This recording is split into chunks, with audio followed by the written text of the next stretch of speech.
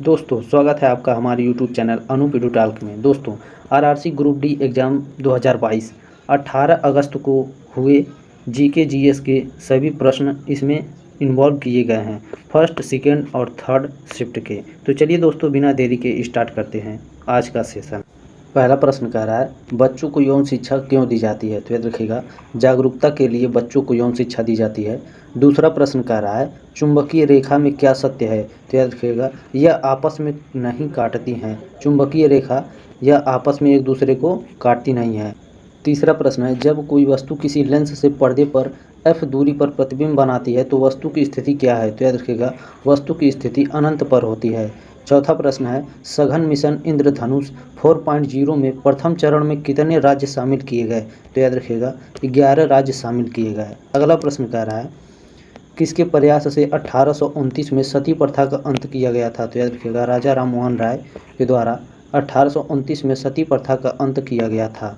अगला प्रश्न कह रहा है भूतापीय पावर प्लांट कहाँ पर है, तो याद रखिएगा हिमाचल प्रदेश में। अगला प्रश्न कह रहा है निम्न में से किसका नियंत्रण वित्त बजट में नहीं है, तो याद रखिएगा साख्य नियंत्रण वित्त बजट में नहीं है। अगला प्रश्न कह रहा है भारत के किस राज्य ने हाल ही में मुख्यमंत्री स्वास्थ्य सेवा लॉन्च की है, तो याद रखिएगा उड़ीसा के मुख्यमंत्री नवीन पटनायक ने हाल ही में मुख्यमंत्री स्वास्थ्य सेवा लॉन्च की है।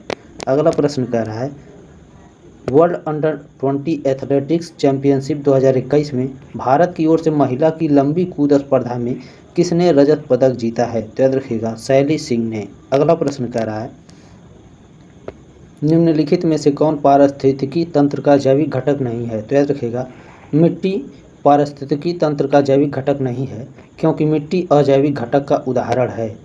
11वां प्रश्न है एक हार्स पावर कितने वाट के बराबर होता है, तो याद रखिएगा 746 वाट के बराबर होता है।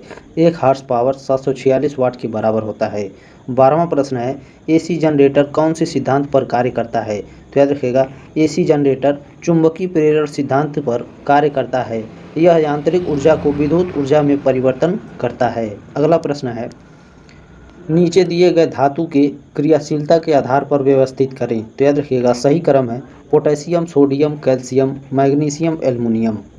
14वां प्रश्न है दोस्तों अवतल लेंस में जब वस्तु फोकस पर होती है तो प्रतिबिंब कैसा बनेगा, तो याद रखिएगा अवतल लेंस में जब वस्तु फोकस पर होती है तब प्रतिबिंब आभासी यानी काल्पनिक सीधा और छोटे आकार का बनता है।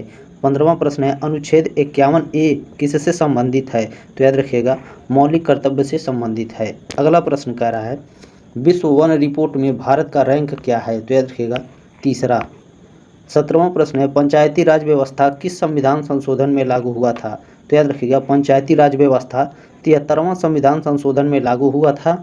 याद रखिएगा 73वां संविधान संशोधन अधिनियम 24 अप्रैल 1993 को लागू हुआ था। अगला प्रश्न कह रहा है दोस्तों पोंगल फेस्टिवल किस देवता को लेकर मनाया जाता है, तो याद रखिएगा पोंगल फेस्टिवल सूर्य देवता को लेकर मनाया जाता है। यह तमिलनाडु राज्य में मनाया जाता है। अगला प्रश्न कह रहा है मैंग्रोव वन सबसे ज़्यादा भारत के किस राज्य में होता है, तो याद रखिएगा पश्चिम बंगाल में।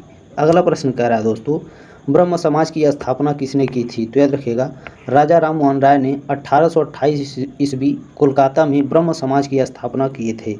अगला प्रश्न है भारतीय संविधान की 8वीं अनुसूची में कुल कितनी भाषाओं का उल्लेख किया गया है, तो याद रखिएगा 22 भाषाओं का उल्लेख किया गया है। अगला प्रश्न कह रहा है दोस्तों इस्लाम धर्म के संस्थापक कौन थे, तो याद रखिएगा इस्लाम धर्म के संस्थापक हजरत मोहम्मद साहब थे।